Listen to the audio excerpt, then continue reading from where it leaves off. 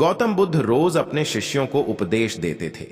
बुद्ध की ज्ञान की बातें सुनने काफी लोग आते थे। एक व्यक्ति गौतम बुद्ध का प्रवचन सुनने रोज नियम से आता था और उनकी सारी बातें सुनता था। बुद्ध अपने प्रवचनों में क्रोध, अहंकार, लोभ, शत्रुता छोड़ने की बात कहते थे।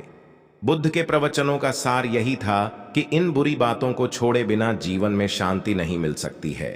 एक दिन उस व्यक्ति ने गौतम बुद्ध से कहा कि तथागत, मैं रोज नियम से आपके प्रवचन सुन रहा हूं, लेकिन मुझे कोई लाभ नहीं मिल रहा है। आपकी सारी बातें सच हैं, लेकिन मेरे जीवन में इनसे कोई बदलाव नहीं आ रहा है। एक दिन बुद्ध ने उस व्यक्ति से पूछा कि तुम कहां रहते हो। उसने जवाब दिया कि मैं श्रावस्ती में रहता हूं। बुद्ध ने पूछा, यह जगह यहां से कितनी दूर है। उस व्यक्ति ने जगह की दूरी बताई। इसके बाद बुद्ध ने फिर पूछा, तुम वहां कैसे जाते हो। व्यक्ति ने बताया कि कभी घोड़े पर, कभी बैलगाड़ी पर बैठकर जाता हूं। बुद्ध ने फिर पूछा कि तुम्हें वहां पहुंचने में कितना समय लगता है।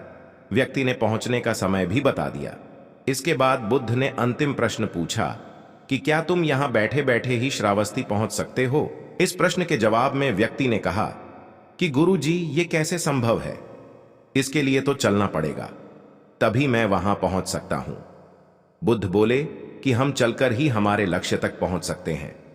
ठीक इसी तरह जब तक हम अच्छी बातों का पालन नहीं करेंगे, उन पर चलेंगे नहीं, तब तक हम पर प्रवचनों का कोई असर नहीं होगा।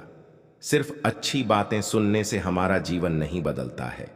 हमें प्रवचन को समझना होगा और उन्हें अपने जीवन में अपनाना होगा। व्यक्ति को बुद्ध की बातें समझ आ गईं और उस दिन के बाद उसने भी बुद्ध के बताए मार्ग पर चलना शुरू कर दिया।